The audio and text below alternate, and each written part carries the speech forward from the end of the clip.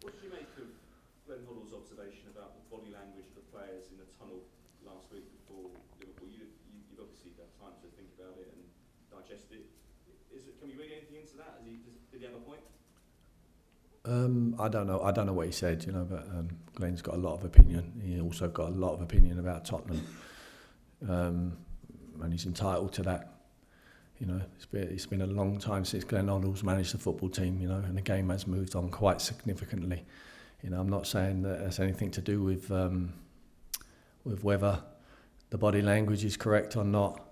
That wouldn't have been brought up if we would have gone out and won the game. So I think you can look in history at some teams who play very, very well from the outset and probably win the game very easy, and some of them might have been leaning on the walls and doing that, but it's never going to be brought up. So it's easy to pick that. I've been a pundit myself. It's easy to look for something when you've got nothing else to talk about other than to be critical of your ex-side. Listen, you guys have got a job to do, and I appreciate that. The speculation is never going to end, is it? Why you've got players, managers at other clubs or national teams touting for your job. So it's obviously them guys are fueling it, and it's just part of the course, unfortunately. When you're managing in a big club and one like Tottenham, I've got big enough shoulders. I've got to take it on board. What am I going to do? No, the atmosphere has been good in the dressing room. It was a poor start to the game. The instruction was to start well, and after a minute and a half, the game plan goes out the window, and then 20 minutes you're 2-0 down against a side who punish every single mistake you make, and the response wasn't good enough. But we've got to move on. We're looking forward to the game now on Monday night against Sunderland, and it's the nature of this game. You have to kick on and move on. You can't dwell on it too long. As much as the scars will always be there.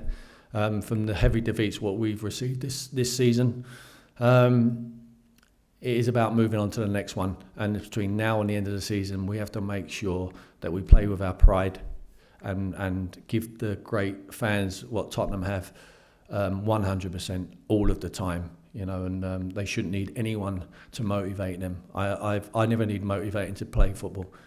If you need motivating, then you shouldn't be in this game. You should be able to go out there and play yourself. You've got 35,000 fans coming to cheer you on. If you need someone to motivate you, you shouldn't be in the game. Chi, the striker, apparently was okay.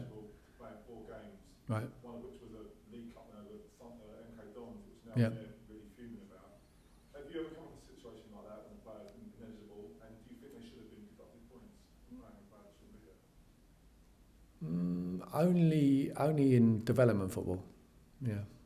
I think we played in the Next Gen series a couple of years ago, and we fielded some underage players in an under-21 tournament, which was a bit.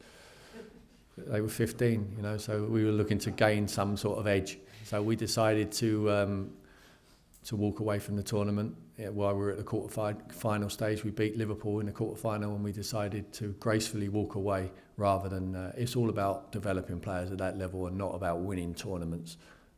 But more for me, because the guy who won the tournament at Inter Milan ended up being their first team manager. And we beat them 7-1 previously. So. Gus has got a big enough job in his hand, but if they would have been deducted points, that would have been harsh on the manager, wouldn't it? Very harsh, yeah, very harsh. I mean, that's an administrator. Gus is obviously someone from above him should have pointed it out, perhaps. Talking of strikers, you've been linked strongly with Romelu Lukaku. Is he a player you think this club would be interested in? He's got a good record in the Premier League over the last 2 years now. He has done very well. He's a player who's obviously signed at a very young age for Chelsea, and he's gone out on loan and had 2 successful loan spells with West Brom, who's been a great stepping stone for him, and then moving on to Everton. And he's been fantastic. But he's a Chelsea player, and whether he will come here or not, or whether we're interested or not, is something we will pick up at the end of the season.